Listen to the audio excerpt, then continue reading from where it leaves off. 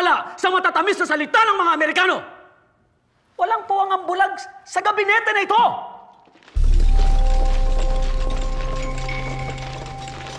Paano ang aming mga negosyo? Kapag nakapaglaban kami, babagsak ang ekonomiya. Paano namin mapapakain ang aming mga pamilya? Negosyo o kalayaan, bayan o sarili, pumili ka! Magandang araw po sa inyo lahat. Welcome po sa panibagong reaction video dito sa Makapili TV. Ngayon ito ang pagkikwentuhan naman natin itong naging statement ni Pangulong Duterte na alam daw niya di umano kung saan nagtatago o kung nasaan si Pastor Apollo Kibuloy. So dahil dun sa statement ni Pangulong Duterte, maraming nagtaas kilay na naman at maraming parang kumbaga sineryoso sobra yung sinabi ni Pangulong Duterte. O di natin alam kung paano nila iti-take yun, kung ano yung intindi nila doon sa sinabi ni Pangulong Duterte. Pero dahil nga doon, itong PNP natin, parang pinag-aaralan kung magiging liable ba daw ba si Pangulong Duterte do sa mga sinabi niya na alam daw niya kung nasaan si Pastor Apollo Kibuloy. So, pwede yatang makasuhan or parang titingnan nila kung pwedeng masampahan ng kaso itong si Pangulong Duterte.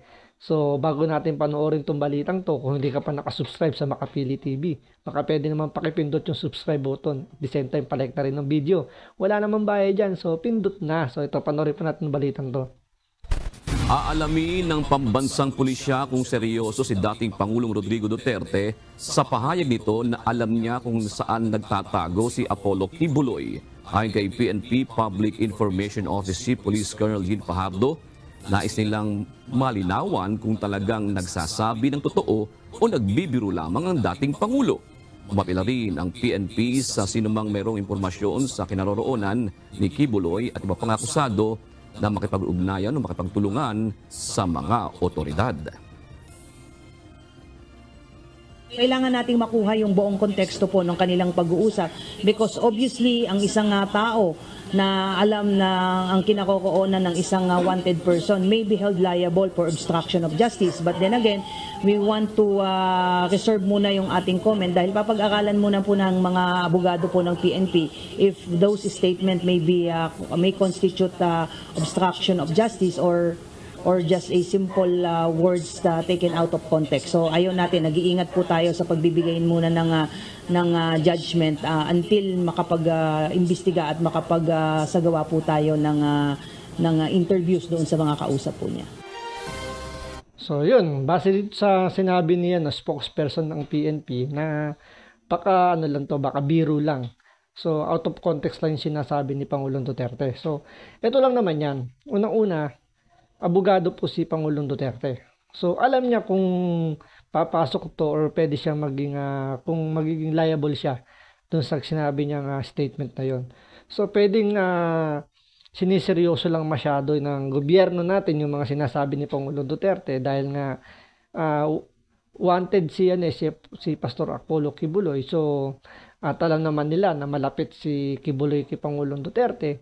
So, siniseryoso nila yung sinabi ni Pangulong Duterte na alam niya kung nasaan si Kibuloy.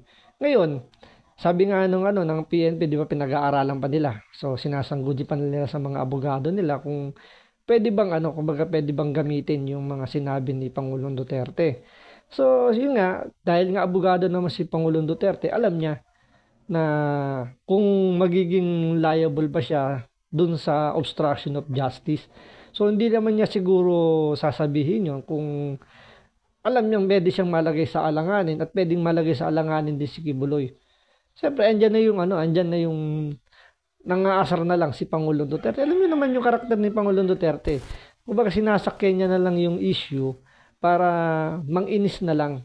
Hindi, kumbaga parang hindi dahil sa ayaw niya kay Marcos. Siguro hindi niya lang makita na seryoso rin yung gobyerno na hanapin or yun nga, dahil nga sa mga yung nangyayaring paglitis kay Kibuloy, hindi kasi dumaan sa proper na proseso. Dahil nga more on nangyari sa Senate hearing. So, hinusgahan, nagkaroon ng public trial. So, na-judge na agad si Kibuloy. So, yun yung nakikitang mali kasi ni Pangulong Duterte. Kaya ito, parang nangiinis na lang siya sa gobyerno natin na hindi nyo naman mahuhuli si Kibuloy. Kaya sinasabi niya siguro na alam niya para guluhin lang yung ano. Hindi naman guluhin. Siguro yung mang-asar na lang ng mang-asar. Dahil nga di ba, yung karakter niya, hindi natin maaalis yun. So siguro dahil tinanong siya ng isa pa yun. Kung ang nagtanong sa kanya, media at nakikipagbardagulan lang. So pwedeng out of context yung sinabi niya. Pwedeng sabihin natin na biniro na lang ni Pangulong Duterte yung mga media nung tinanong siya, di ba, kinukulit siyang tanungin kung nasan ba si Kibuloy. Pwede niyong gawing depensa na lang na hindi, kinukulit ako ng mga media. So, sinakyan ko lang yung pangungulit nila. So, nagbibiruan lang kami ng media. So, lusot siya doon sa sinasabing obstruction of justice. Kasi, kung talagang matibay yung isasampang obstruction of justice, kailangan meron silang ebidensya. Hindi pwede yung sinabi lang na, alam ko kung nasan si ganto. So, kailangan may nakakitang kausap mo siya, may nakarinig, nakausap mo siya. Doon nga sa rinig, medyo, medyo hindi pa masyadong mabigat yun kasi pwedeng kaboses lang. Alam nyo naman sa panahon natin ngayon, pwede ka nang gumamit ng AI, pwedeng gayahin yung boses. So, pwedeng may lusot din doon. Ngayon, kung meron naman kayong conversation, medyo rin yun, medyo hindi rin yata lulusot yun kasi pwedeng gumawa lang naman ng ibang account. So, hindi mo rin mapapatunayan kung si Kibuloy mismo yung kausap mo. Unless, nakita mo si Kibuloy kausap si Pangulong Duterte. Magka-voice chat sila or magka-video call sila.